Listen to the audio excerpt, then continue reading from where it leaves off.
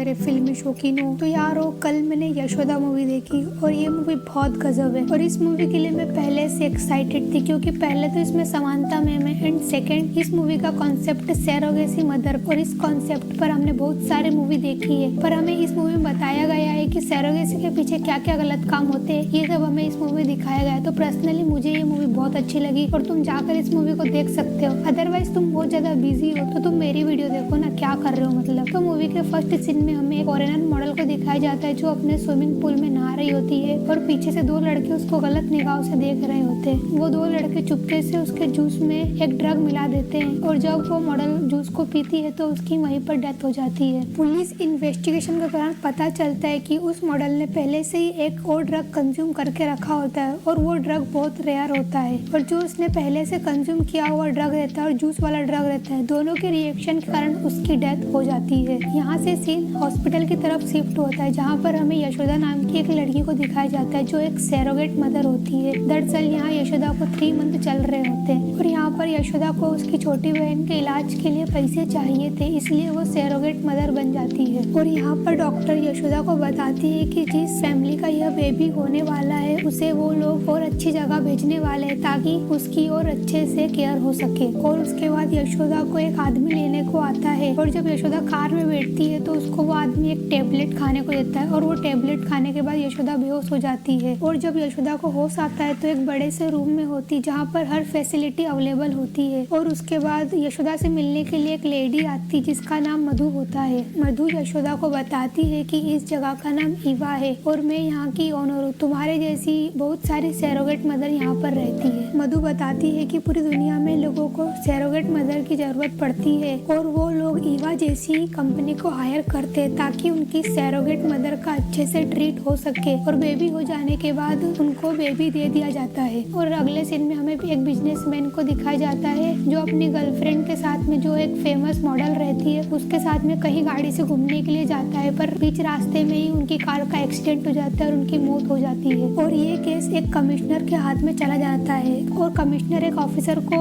Higher करता है इस केस को सॉल्व करने के लिए जिसका नाम वासुदेव होता है। वासुदेव जब इस केस को स्टडी कर रहा होता है तब उसे पता चलता है कि एक नॉर्मल एक्सीडेंट नहीं है बल्कि यहाँ पर एक पूरे प्लान करके इन दोनों का मर्डर किया गया है। अगले सीन में हमें यशोदा दिखाई जाती है जहाँ पर 5 सरोगेट मदर के ग्रुप बने होते हैं। उसमें से एक लड़की यशोदा को जोन 2 में सिगरेट लाने के लिए पहुँचा देती है। दरअसल जोन 2 में जाना किसी को भी अलाउ नहीं होता क्योंकि ये एक रेस्ट्रिक्टेड एरिया होता है और बहुत डरावना टाइप का होता है। और वह सिगरेट लाने के लिए जोन 2 में पहुंच जाती है और जब यशोदा जोन 2 में जाता है उसको एक गार्ड देख लेता है जो एक नंबर का ठरकी होता है और वो गार्ड यशोदा के पास आता है। उतने में ही वहाँ पर डॉक्टर गौतम आ जाता है और यशोदा को वापस अपने रूम में भेज देता है। दरअसल यहाँ पर डॉक्टर गौतम यहाँ पर जितनी भी सरोगेट मदर रहती है उन सबका चेकअप वही करता है और यहाँ पर उसे बहुत स्वीट और नाइस दिखाया गया है। और यहाँ से सीन शिफ्ट होता है पुलिस की तरफ और वासुदेव यहाँ पर शिव का केस स्टडी कर रहा होता है। तब वो उसकी गर्लफ्रेंड जो एक मॉडल रहती है उसके बारे में इन्वेस्टिगेट करता है। तब उसको पता चलता है कि उसकी गर्लफ्रेंड ने काफी सारे कॉन्ट्रैक्ट साइन कर रखे होते हैं और उसमें से कॉन्ट्रैक्ट क्राफ्ट क्रीम का भी होता है। और जब पुलिस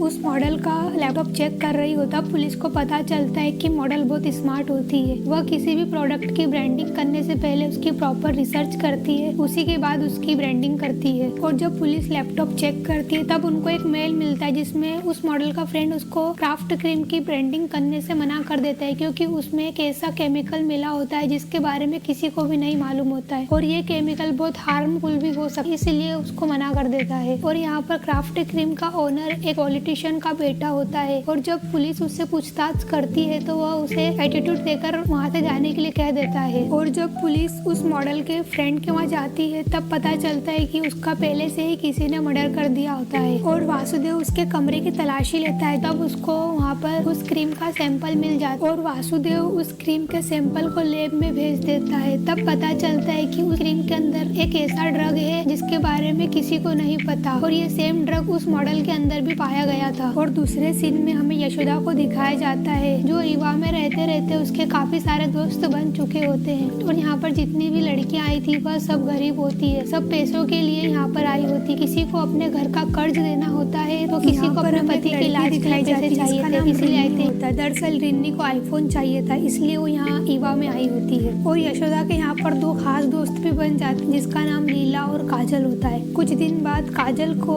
पेट में पेन होने लगता है तो उसको जोन 2 में भेज दिया जाता है और थोड़ी देर बाद जोन 2 में से मधु निकलती है और बताती है कि काजल का बेबी 2 दिन पहले ही पेट में मर गया था। काजल बिल्कुल ठीक है और उसको उसके घर भेज दिया गया है। यहाँ पर यशोदा को ये बात थोड़ी अजीब लगती है तो दूसरे दिन यशोदा भी बेहोश हो जाती है और उसे भी जोन 2 में भेज दिया जाता है और थोड़ी देर बाद यशोदा को होश आ जाता है। नर्स के जाने के बाद यशोदा जोन 2 को देखने लगती है कि कौन सी चीज कहाँ पर है और थोड़ी देर बाद गौतम वहाँ पर आ जाता है और गौतम को देखकर यशोदा बेहोश होने का नाटक करती है। तब यशोदा एक बात नोटिस करती है कि जो उसके सामने गेट है वहाँ से धुआं निकल रहा है और यशोदा बिल्कुल ठीक हो चुकी थी तो उसको वापस उसके जोन में भेज दिया जाता है। और यहाँ से सीन शिफ्ट होता है पुलिस की तरफ, जिनको पता चलता है कि 122 मॉडल सीक्रेट तरीके से अलग अलग जगहों से इंडिया में आती है, वो भी केवल एक साल में 2 बार आती है और 3 दिनों के लिए आती है और ये पैटर्न हर साल ऐसे ही फॉलो होता है। और इसमें से एक मॉडल वो भी हो जिसके ड्रग्स रिएक्शन के कारण डेथ हो चुकी थी और ये लोग अगली मॉडल का इंतजार कर जिसका समय हो गया था आने का और उनमें से एक मॉडल इंडिया आती है जिसका ये लोग पीछा करते हैं। अगले ही सीन में यशोदा से मिलने के लीला आती। लीला यशोदा को बताती है कि यहाँ कुछ अजीब सा चल रहा है। ये बात यशोदा को भी बहुत अजीब लगती है। उसके बाद यशोदा अपनी विंडो पर जाती है।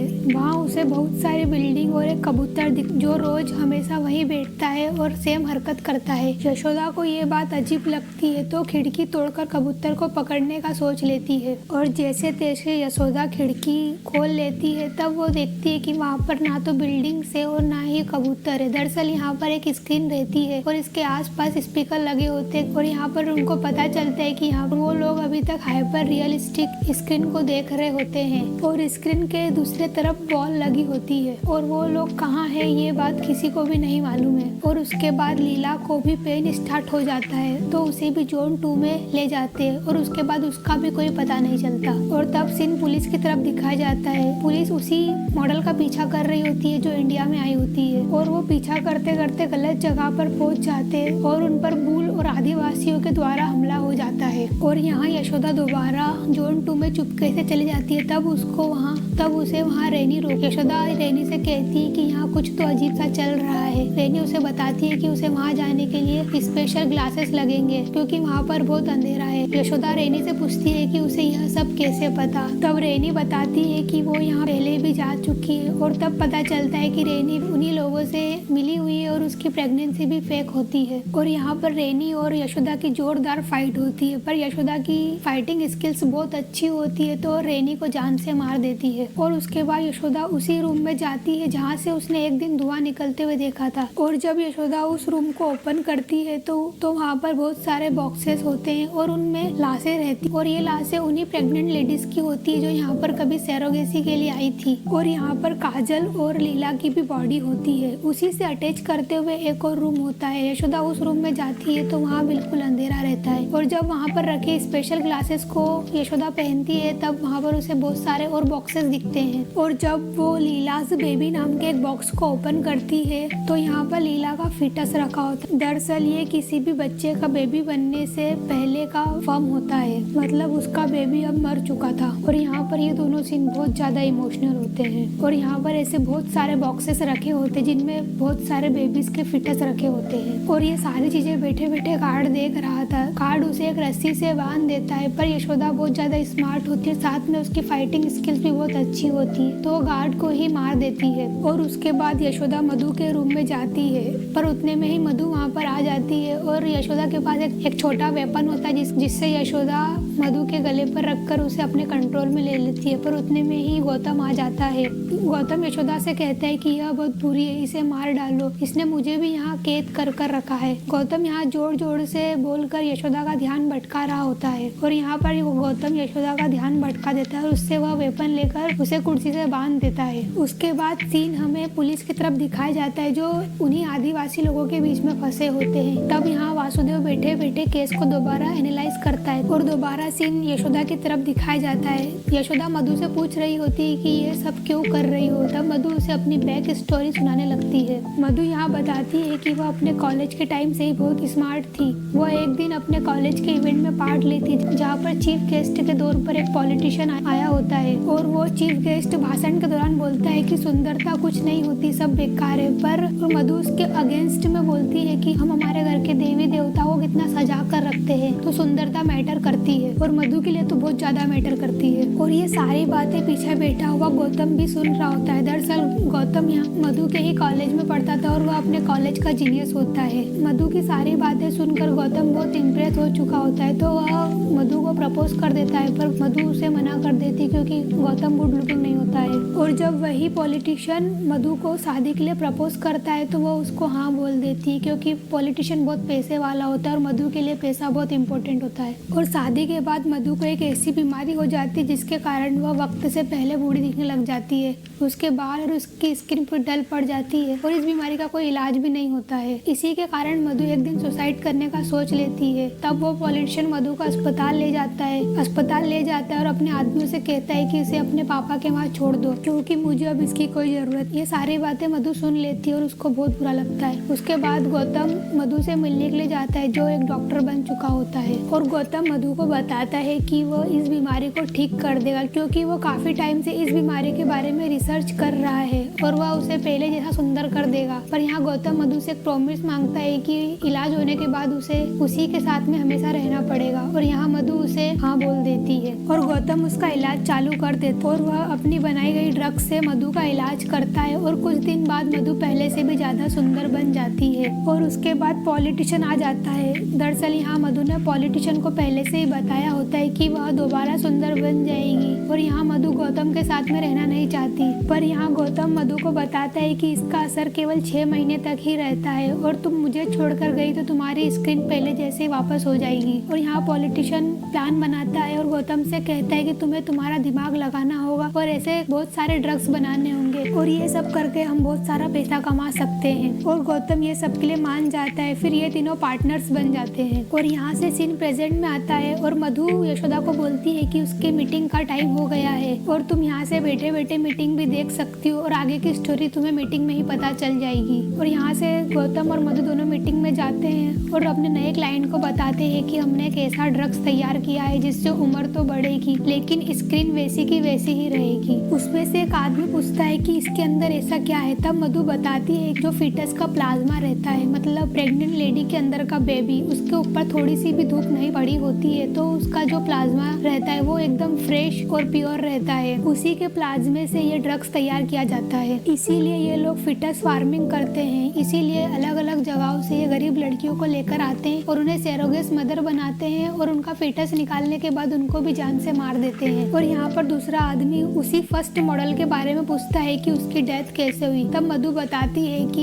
ये ड्रग लेने के बाद 3 दिन और कोई सा दूसरा ड्रग नहीं लेना होता है। ये बात उसे मालूम नहीं होगी, तभी उसकी डेथ हो गई। और यहाँ पर जितनी भी 122 मॉडल इंडिया आती है 3 दिनों के लिए, वो इसी ड्रग्स को लेने के लिए आती है। और इसके बाद यशोदा को दिखाया जाता है जो अपने स्मार्ट तरीके से रस्सी खोल लेती है और वहाँ से भाग जाती है। और उसके बाद सीन वासुदेव की तरफ दिखाया जाता है जो बैठे बैठे केस एनालाइज कर रहा होता है और बताता है कि पुलिस का ही कोई बंदा इसमें मिला हुआ है। और तभी उनका हेड वो कमिश्नर आता है और यहाँ हमें पता चलता है कि वही कमिश्नर उस पॉलिटिशियन और मधु और गौतम के साथ में मिला होता है और वो कमिश्नर वासुदेव की पूरी टीम को मारने के लिए आया होता है। और यहाँ पर ये कमिश्नर सभी को गन पॉइंट में लेकर गौतम को वीडियो कॉल करता है। और जब वो गौतम को वीडियो कॉल करता है तब हम देखते हैं कि गौतम को भी किसी ने गन पॉइंट पे ले लिया होता है और वह और कोई नहीं यशोदा ही होती है। और उसके बाद वासुदेव यशोदा को देखता है। तब हमें फाइनली यहाँ पर यशोदा की पास्ट स्टोरी दिखाई जाती है। यशोदा और उसकी छोटी बहन वृंदा, ये दोनों बहुत गरीब होते और अकेले रहते। यशोदा दरअसल जोमेटो डिलीवरी का काम करती है और साथ में अपनी पुलिस की ट्रेनिंग भी लेती रहती है। यहाँ पर उसका ट्रेनर वासुदेव रहता है। और जब यशोदा सारे एग्जाम क्लियर करने के बाद सीनियर ऑफिसर के पास जाती है तो वह उससे 20 लाख की घूस मांगता है या फिर उसके बदले कुछ फेवर मांगता है। यशोदा इसके लिए मना कर देती है और सारी बातें वासुदेव को आकर बता देती है और यह सारी बातें पीछे से वृंदा भी सुन लेती है। वृंदा को कहीं से पता चलता है कि सरोगेसी मदर बनने पर उसे 20 लाख रुपए देंगे। वृंदा सोचती है कि इससे मेरी बहन पुलिस वाली बन जाएगी, तो वह इसके लिए तैयार हो जाती है और वह 20 लाख रुपए यशोदा के नाम पर छोड़कर चली जाती है और उसके बाद उसका कोई भी पता नहीं चलता। वासुदेव और यशोदा वृंदा को बहुत जगह पर ढूंढते पर उसका कहीं पर भी नहीं पता चलता है। तब पता चलता है कि वृंदा कई बार गवर्नमेंट हॉस्पिटल में जाती रहती है। वहाँ से वासुदेव और यशोदा को पता चलता है कि कोई कंपनी गरीब लड़कियों को सरोगेट मदर बनाती और उन्हें इसके बदले पैसे देती है और ये कंपनी कहाँ है इस बारे में किसी को कुछ नहीं मालूम। और उसके बाद यशोदा खुद अपनी बहन को बचाने के लिए एक सरोगेट मदर बनकर वहाँ जाती है और जिस दिन यशोदा ईवा में आई थी वह उसी दिन से सभी पर नजर रख रही होती है कि कौन सा कैमरा कहाँ लगा है। वह गौतम और मधु पर भी नजर रख रही होती है। तब सीन प्रेजेंट में आता है और मधु और गौतम को गन पॉइंट पे रखकर यशोदा बाहर की ओर जाती है पर वहाँ पर बहुत सारे गार्ड्स होते हैं जो फायरिंग कर देते हैं और यहाँ पर यशोदा और गार्ड्स के बीच में जोरदार फाइट होती है और मौका देखकर गौतम और मधु बाहर की ओर भाग जाते हैं और यशोदा मधु को दोबारा गन पॉइंट में ले लेती है और मधु यहाँ पर बोलती है कि वह उसे मान नहीं सकती क्योंकि उसने काफी सारी औरतों को सुंदर बनाया है और उसने काफी सारी सेक्रीफाइस की है इसके लिए। तब मधु यहाँ पर सारी सरोगेट मदर को बताती है कि जब गौतम पहली बार एक्सपेरिमेंट कर रहा था मधु के ऊपर, जब उसे एक फिटस चाहिए था